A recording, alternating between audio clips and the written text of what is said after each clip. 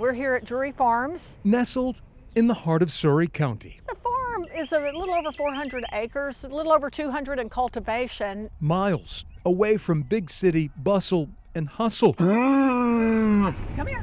Michael and Amy Drewry take pride working their land. To do this, you really got to think of it as a total lifestyle, not really work. From sun up to sundown. This is nothing more than ground corn and a little soybean in it. But she loves it, as you can tell. The Drewry's to-do list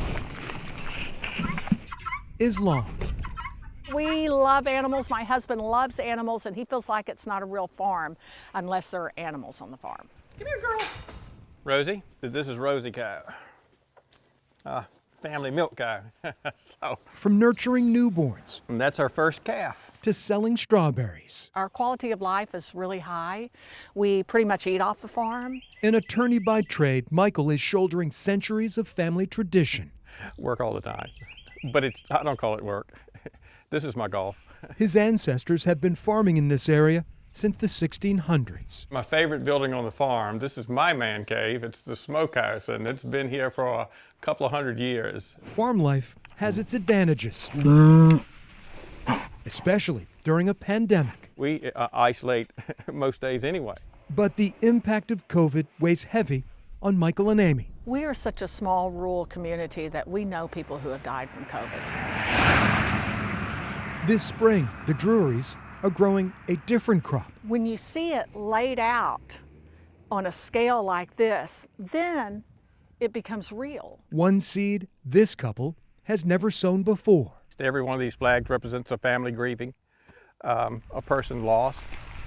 Michael and Amy started cultivating a couple of acres in December. What I did was I would put the flag down and I would think, okay, this was a mother.